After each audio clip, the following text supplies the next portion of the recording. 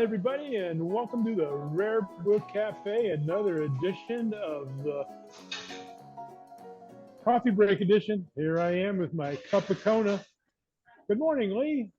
Good morning, Ed. Good morning, Bryan. We're glad to have you with us today. Good morning. Glad to be here. Glad to have you.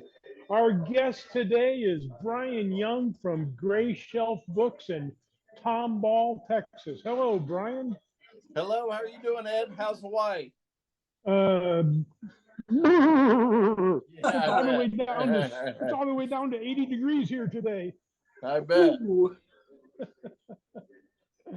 Bryan, I noticed you got a couple initials after your name, DVM. I guess that's Doctor of Veterinary Medicine. Yes, I am. I'm a veterinarian in my other life. And a book dealer. How's that combination working out for you? Well, you know what? It's working pretty good. I've been doing both things now for about 6 years, and I'm able to manage my time and make both things fairly successful. So the book business has been a blessing to my wife and I, and we really enjoy it. On top of, I've been a veterinarian for about 30 years. So do you have an open shop, or are you just online and shows?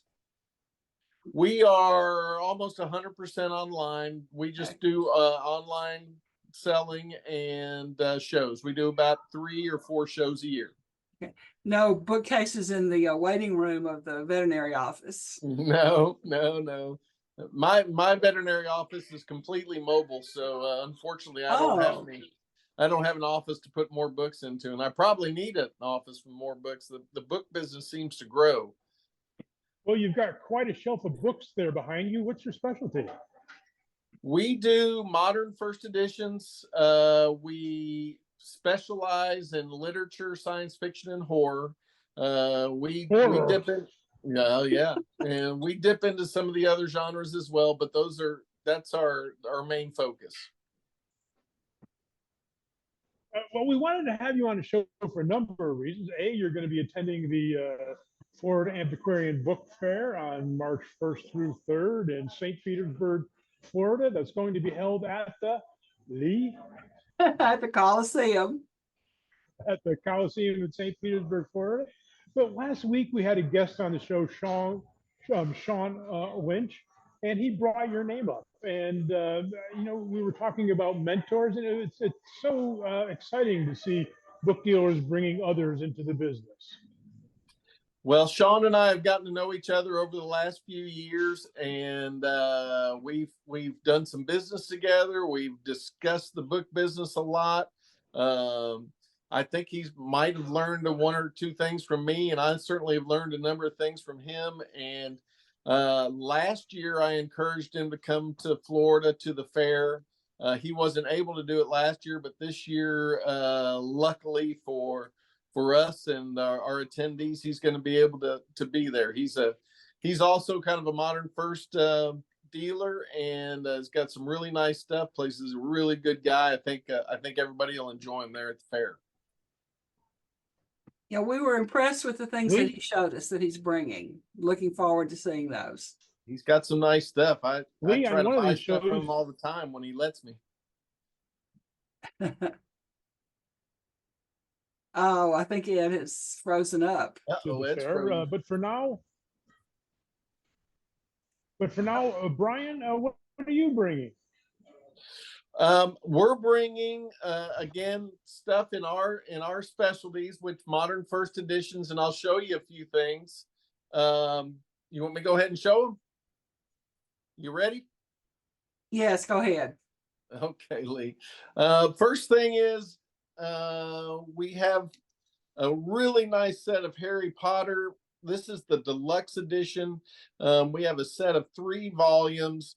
This deluxe edition was printed a couple of years after the original first edition, but they're lovely books. All of these books are in really pristine condition. And the really nice thing about this particular volume is that it is signed by J.K. Rowling to a book plate.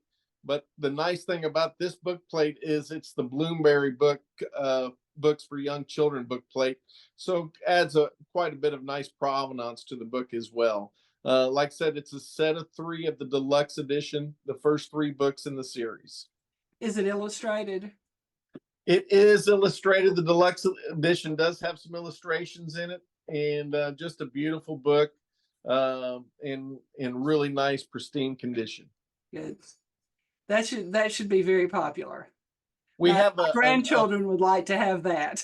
I bet we actually have a number of Harry Potter things. We haven't had a lot of Harry Potter in the past, but just this year we've been able to acquire a number of Harry Potter things. We have a absolutely pristine set of the first edition, first printing, U.S. printing of the entire series that'll be showcased at the Wow. at the show. And these books are not terribly scarce unless they're in really fine condition. And this set is just, it looks like you just bought it at the Barnes and Noble. It's a beautiful, beautiful set of books that we're going to have there as well. We have a couple of other signed Harry Potter things that we're going to bring. So Harry Potter fans need to come by the booth. We'll have some really nice stuff. And if y'all are missing Ed, he is having some battery problems. And so we'll just go on without him for a while. We'll just press on, Lee. He can enjoy his Kona coffee. There you go. The next thing I want to show you is, like I say, one of our specialties is horror. And if you're talking about horror, you're talking about Stephen King. And I had the opportunity to buy or to acquire what many consider to be Stephen King's best book, which is The Stand.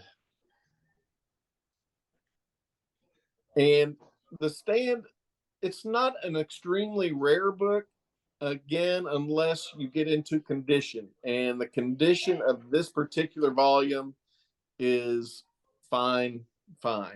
It's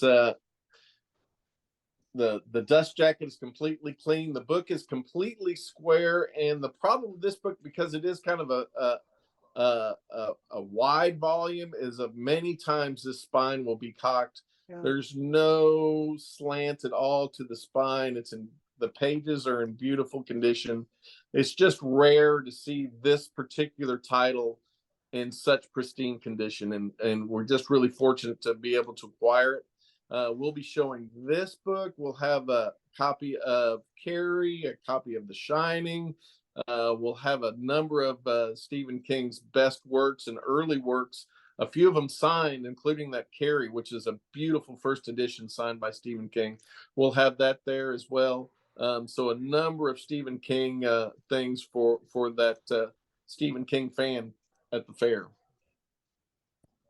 And that has a clamshell. It has a beautiful clamshell case. I'll show that to you as well. Beautiful case. Very nice. See the spine there that's got the raised bands and the title and author and everything. It's a really nice case. Love it. Did you have that made, or did you get it that way? I did not. This came where I was able to acquire it. Came with the book. One of the reasons I acquired it, because I love cases like that, especially on a book like that where you have such great condition.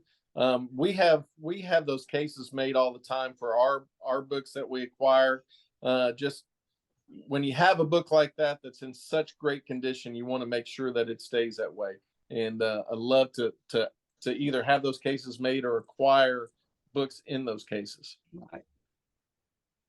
The last thing I want to show you is we just were able to acquire this. This is the first UK edition of To Kill a Mockingbird, which is a little bit uncommon, but again, it's really uncommon in this condition. This book is at least near fine or better. Beautiful condition. You can see the cover is just really striking, colorful. They're a little bit rare in this condition. Picture of Harper Lee on the back. But what makes this copy so unique and so nice is that inside of this copy is a typed letter signed by Harper Lee. Wow. And wow. these are very rare to get. She quit signing books after a couple of years.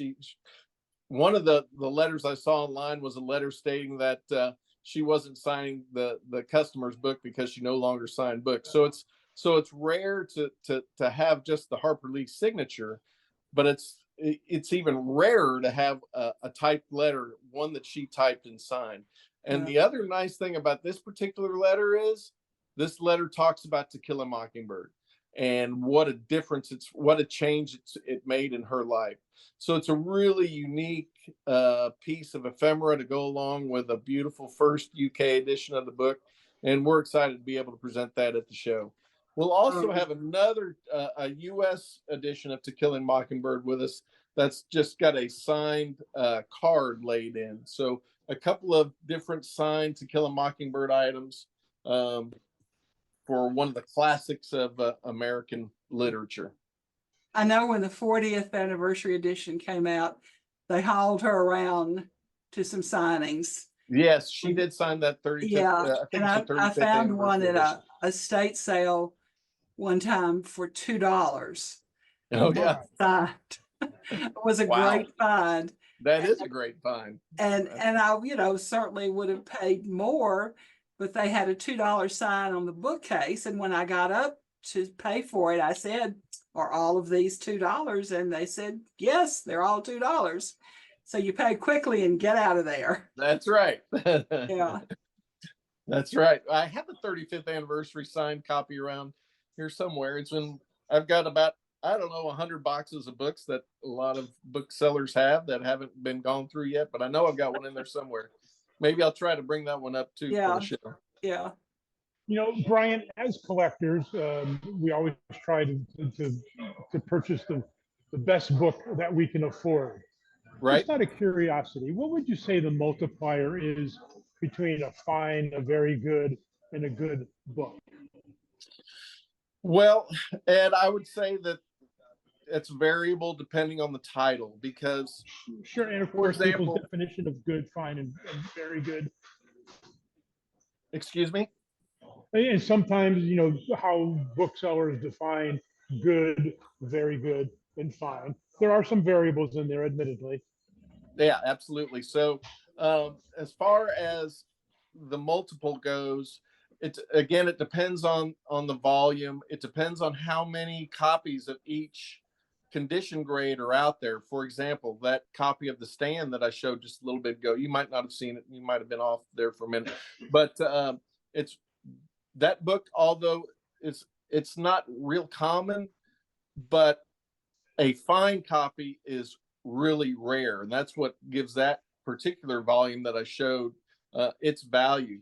Now, some other books that are collectible, there might be a lot more fine copies out there, and therefore your multiple is not going to be as high. But when you have one that's rarely seen in fine condition, that multiple going from, say, a very good copy to a fine copy is a lot higher. For example, that Stand is probably in that condition versus a very good copy. You're looking at probably anywhere from a 8 to 15 time multiple, just because it's so rarely seen in that kind of fine condition. And that's true for a lot of older books. Certainly, as a book ages, if you've got a 50-year-old book, a 100-year-old book, whatever the case may be, the fine copies get more rare, and therefore your multiple is going to be higher versus a very good copy. And what you were saying about the clamshell, and I recently bought a Langston Hughes in a slipcase that had been custom made for it, and the book itself, while not near fine, is certainly going to be a very good plus, and having that slipcase is going to make a big difference. Absolutely. Going forward, at any rate. Absolutely. Slipcases, clamshells, whatever you can do to protect those valuable books. Keep that condition where it is, because in this day and age, condition, especially with the internet, everybody can look and see. Yeah. Well, I'm gonna try to buy the best book or the best condition I can get. So you want to keep your books as good as you can. And we try to Bryan, we try to sell as as the best condition books that we can find. We've sold a lot of Stephen King books. We've the authors like that.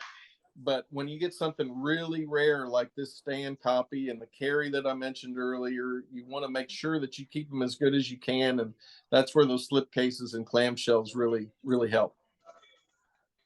Bryan, we're glad that you could join us today, but earlier you mentioned that you and your wife were in the business. Do you have a clear delineation of duties in running the show? Well, we pretty much do. I do all of the inventorying and cataloging, the buying. She is in charge. Put it simply, she's in charge of logistics. She does all the packing and shipping. She does something with our books that I haven't seen before.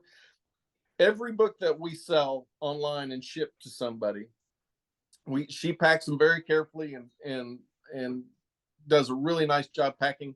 But she also puts a signed postcard in every book that we sell, just thanking the customer for the purchase, and maybe a little short description of the thank you for buying this signed first edition, or whatever the case may be.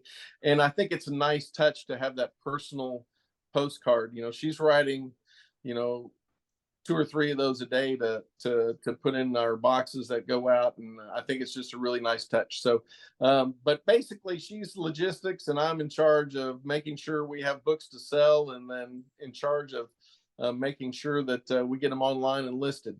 She does one other thing too, and some of your viewers might have seen her. She does all of our social media videos. We post videos on both TikTok and Instagram, and she's the star of those videos.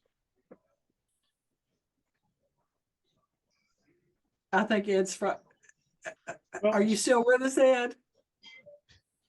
I am. Can you hear me? Oh, okay. You seem to freeze up every few minutes. I wasn't sure. Well, she has a big job to do. She does. Yeah, she's got a lot bigger job than I do. Plus, she's got to take care of our house and our 16-year-old daughter, which is a big job, as y'all may or may not know. And so she's got a lot on her plate. Is she coming to Florida with you? That's what I was just fixing to say. She's coming to Florida with me, and we look forward to coming to St. Petersburg every year. This is, I think, our 4th or 5th Florida Book Fair. And we love coming to St. Petersburg. We love that fair, and we love the town. And we spend an extra day or 2 every year in St. Petersburg, and we love to get down there. Looking forward to it. Good. Well, we're looking forward to having you. Well, good. Speaking of social media, I'd like to remind everybody that you can find this show on Facebook, YouTube, Instagram, or wherever good podcasts are given away for free. Lee, you want to take us out and thank Bryan for joining us today. Yeah, thank you so much for being with us, and want to remind everybody that Rare Book Cafe is sponsored by the Florida Book Fair, which is also sponsored by Biblio. And Biblio is a great place to look for books that you're looking for, and for books that we are all selling. So stay tuned for additional Rare Book Cafe coffee break editions, and we'll be continuing to talk about the Florida Book Fair, and we'll look forward to seeing a lot of you there, we hope, in March. So bye-bye, everybody. Thanks, Lee. Thanks, Ed. Keep smiling.